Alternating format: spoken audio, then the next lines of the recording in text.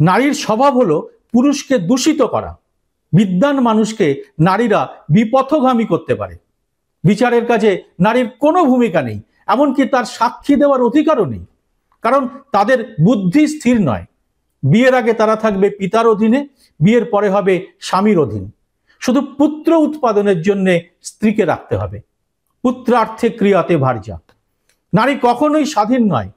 ন ভজেত স্ত্রী স্বতন্ত্রতাম। অনেকেই বুঝে ফেলেছেন এসব কার বিধান। আজ্ঞে হ্যাঁ, ঠিকই ধরেছেন, এসব মনুর বিধান। মনুস্মৃতিতেই এসব আছে, আর মনুবাদীরা তার মনে প্রাণে বিশ্বাসও করেন। তবে শুধু তো নারীদের নিয়েই নয়, দলিতদের নিয়ে কি বলেছে মনুস্মৃতি তা শুনলে হতবাক হয়ে যাবেন। তার এক ঝলক জানাবো আজকের এই এপিসোডে। আর তাহলেই বোঝা যাবে কেন বাবা সাহেব আম্বেদকরকে নিয়ে এত বিতর্ক, কেন তার অপমানে ক্ষেপে উঠেছে গোটা দেশ। ভোটের রাজনীতিতে কি প্রভাব পড়তে চলেছে এই ঘটনাটির, আর তাতে কি বিপাকে পড়ছে মনুবাদী রাজনীতির প্রবক্তা বিজেপি? কি ভাবছেন বিজেপির জোট সঙ্গী নীতিশ কুমার চন্দ্রবাবু নাইডুরা? এর কি প্রভাব পড়তে চলেছে দিল্লি এবং বিহারের ভোটে? ভিডিওটি শেষ পর্যন্ত দেখে ভালো লাগলে এটি লাইক ও শেয়ার করে পৌঁছে দেবেন আরো মানুষের কাছে।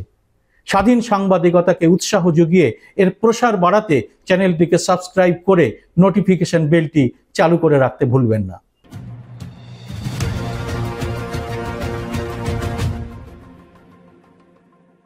নমস্কার, সবাইকে স্বাগত।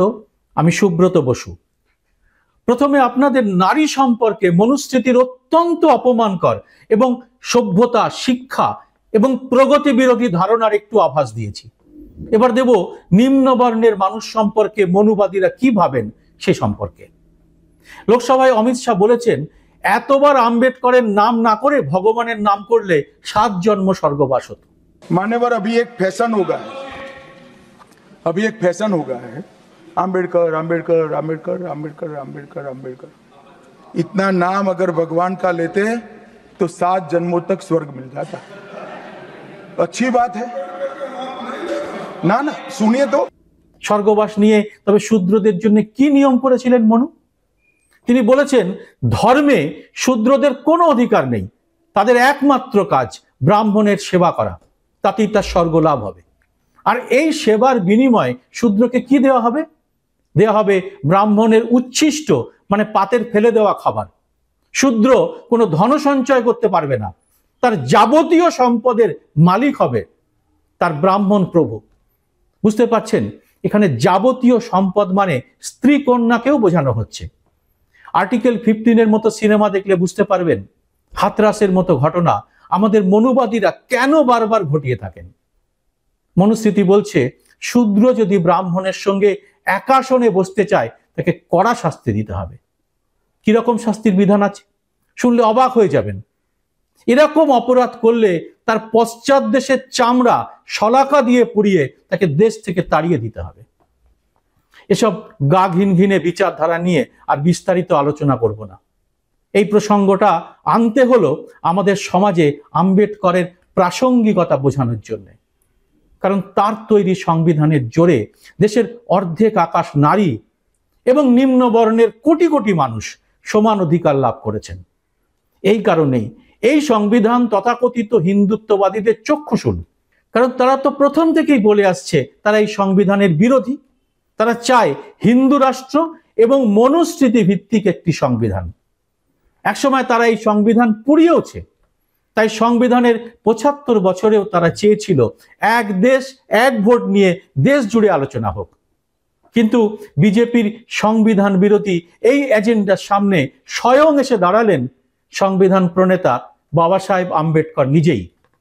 অমিত শাহের বিতর্কিত মন্তব্যের পর বিজেপি ও আরএসএস এর মনুবাদী সংস্কৃতি ও প্রভাব সারা দেশে জোর ধাক্কা খেয়েছে। আসলে বাবা সাহেব ভীমরাও আম্বেদকর যে কতটা প্রভাব ফেলে রেখেছেন ভারতীয় জনজীবনে তা আন্দাজি করতে পারেনি বিজেপি এবং আরএসএস। সংসদে বিরোধীদের জয় ভীম স্লোগান কুপকাত করে দিয়েছে বিজেপির জয় শ্রীরাম স্লোগানকে। ভারতের রাজনীতিতে মণ্ডল রাজনীতি যে সবচেয়ে প্রভাবশালী তা 90-এর দশকে আমরা দেখেছিলাম। তখন আমাদের সাংবাদিকতায় সবে হাতেখড়ি হয়েছে। আর সাংবাদিকতার জীবনের উপান্তে এসে ফের দেখলাম 30 বছর পর আচমকা সেটা আবার ঘুরে এলো। অবশ্য ঠিক আচমকা বলা যাবে কি? 2024-এর ভোটে রাহুল গান্ধীর হাতে সংবিধানের লাল বই গোটা দেশ দেখেছে। কংগ্রেসের ড্রয়িং রুমের রাজনীতিকে একেবারে রাস্তায় নামিয়ে এনে রাহুল গান্ধী সরাসরি বহুজন, দলিত এবং অনগ্রসরদের কথা বলেছেন। আর এখানেই রাহুল তফাৎটা গড়ে ফেলেছেন তার পূর্বসূরি কংগ্রেস নেতাদের থেকে। তবে ক্ষেত্র প্রস্তুতি ছিল, বিজেপির মনুবাদী রাজনীতির আগুন জ্বলছিলই, আর এবার তাতে ঘি ঢেলে দিয়েছেন অমিত শাহ। আর গোটা দেশে এখন ছড়িয়ে পড়েছে সেই দাবানল। সব রাজনৈতিক দলই বুঝতে পারছে পরিস্থিতি ক্রমশ বিজেপির হাতের বাইরে চলে যেতে বসেছে। রাহুল গান্ধীর ভারত জোড়ো যাত্রা ও ন্যায় যাত্রার পর কংগ্রেস বেশ ভালোই বুঝতে পেরেছিল বাবা সাহেব আম্বেদকর এদেশের শিরা ও ধমনীতে কতটা প্রভাব বিস্তার করে রেখেছে। একটু খেয়াল করে দেখুন, ভারত জোড়ো যাত্রার আগে রাহুল গান্ধীর হাতে কিন্তু সংবিধানের ওই লাল বইটা ছিল না। মোদী সরকারের বিভিন্ন দুর্নীতি এবং কর্পোরেটের সঙ্গে নেক্সাস নিয়ে রাহুল গান্ধীর আক্রমণের পরেও বিরোধী পক্ষের অনেকেই কিন্তু কংগ্রেসের সঙ্গে ছিল না। কিন্তু ভারত জোড়ো যাত্রা রাহুলকে চিনতে শেখায় দেশকে, দেশের মানুষকে। আর এরপরেই রাহুল গান্ধীর হাতে উঠে আসে সংবিধান এবং জাতি জনগণনার বিষয়টি। অনগ্রসর শ্রেণীর মানুষের কথাও তিনি বলতে শুরু করেন, ঠিক যেভাবে ভারত ভ্রমণের পরে মহাত্মা গান্ধীর কথায় উঠে এসেছিল নিম্নবর্ণের মানুষের কথা। মনে করুন, ভারত ভ্রমণের পরে স্বামী বিবেকানন্দের ভাবনায় কাজে উঠে এসেছিল মুচি মাথরকে ভাই হিসেবে দেখার কথা। মনে করুন, চৈতন্যদেবের হরিনাম প্রচারে নিম্নবর্ণের মানুষকে একাকার করে দেওয়ার কথা। মনে করুন আমাদের রাজ্যের অগণিত শোষিত বঞ্চিত মতুয়া সমাজের কথা।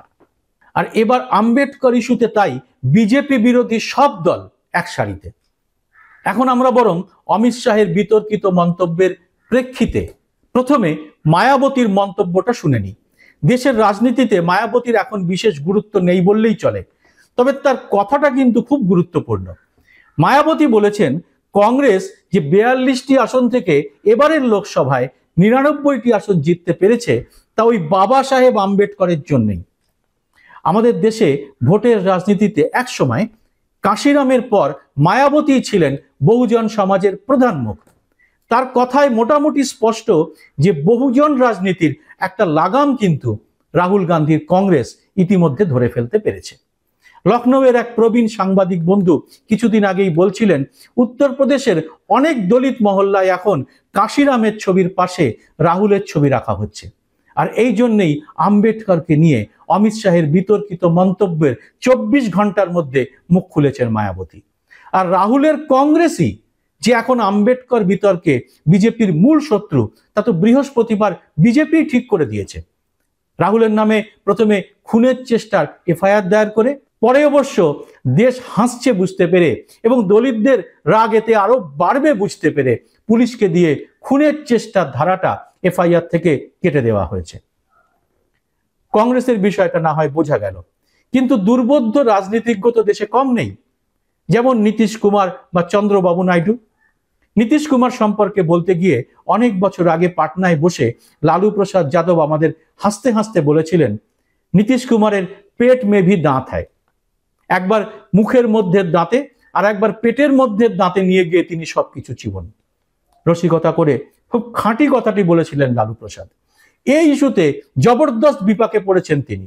বিশেষ করে তেজস্বী যাদব বিষয়টি নিয়ে এর মধ্যেই বিজেপি নীতিশ জোটের বিরুদ্ধে নেমে পড়েছেন। शाह जी ने कल जो है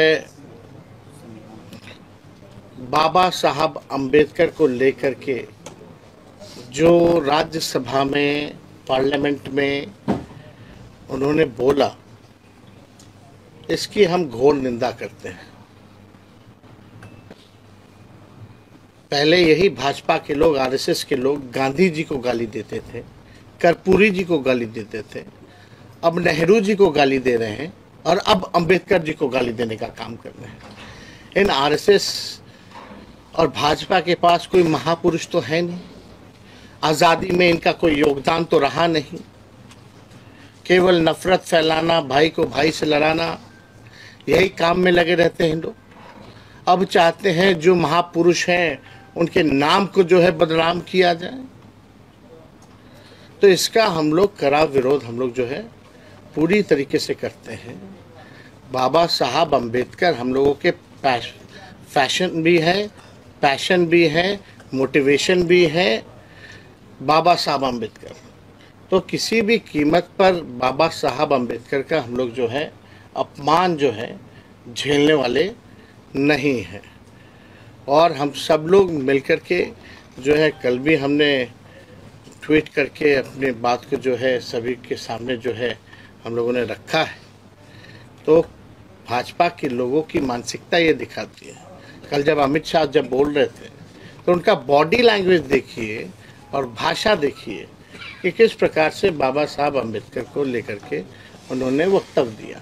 उन 17 सेकंड में ही बातें स्पष्ट हो जाती हैं कि इन लोगों की मानसिकता क्या है। हम लोग तो कई बार कहते रहे ये लोग संविधान विरोधी लोग हैं। ये पूरी तरीके से ये लोग बाबा साहब अम्बेडकर का जो है नाम को बदनाम करना चाहते हैं। जैसे कि इन लोगों की कोशिश रही है पूर्व में, गांधी जी हों, कर्पूरी जी हों, नेहरू जी हों, इनको नाम को बदनाम करने की। আর কয়েক মাসের মধ্যেই বিহারে নির্বাচন। দীর্ঘদিন বিহারে সাংবাদিকতা করার সুবাদে জানি এখানে দলিত এবং ওবিসি ভোটই কুর্সির অন্যতম নির্ণায়ক হয়ে ওঠে।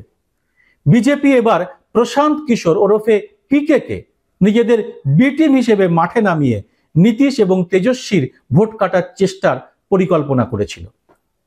কিন্তু এই ঘটনার পরে বিপদের আভাস পেয়ে ব্রাহ্মণ সন্তান প্রশান্ত কুমার পান্ডে বা পিকে আপাতত মুখে কুলু পেটে বসেছেন। নীতিশ কুমারের অনুগামী বেশ কিছু বিধায়ক আবার ঘনিষ্ঠ মহলে বলেছেন এখনই নীতিশ কুমারের উচিত বিজেপি জোট ছেড়ে বেরিয়ে আসা। তবে রাজনীতির ধুরন্ধর শিল্পী নীতিশ আপাতত পুরো বিষয়টি নিয়ে ওই পেটের দাঁতেই চিবিয়ে চলেছেন। আর তাতেই রক্তচাপ বাড়ছে বিজেপি নেতাদের। একই অবস্থা চন্দ্রবাবু নাইডুরও। অন্ধ্রপ্রদেশের সংখ্যাগুরু হিন্দু জনগোষ্ঠীর মধ্যে মোটামুটি 18% দলিত ভোট। অর্থাৎ অমিত শাহের ওই বেফাস এবং বিতর্কিত মন্তব্যের পর চন্দ্রবাবু নাইডুর পক্ষে নিরপেক্ষ থাকা একটু কঠিনই। কিন্তু এই মুহূর্তে অন্ধ্রে কোনো ভোট নেই, তাই চন্দ্রবাবু নাইডু ধীরে সুস্থে পরিস্থিতি বুঝে খেলতে চাইবেন। তবে মোক্ষম চালটি খেলেছেন অরবিন্দ কেজরিওয়াল। তিনি স্পষ্ট করে বলেছেন চন্দ্রবাবু নাইডু এবং নীতিশ কুমারকে অবিলম্বে তাদের অবস্থান স্পষ্ট করতে হবে। তাহলে বোঝা যাবে তারা আম্বেদকরের অপমানকারীদের সঙ্গে আছেন না উল্টো দিকে।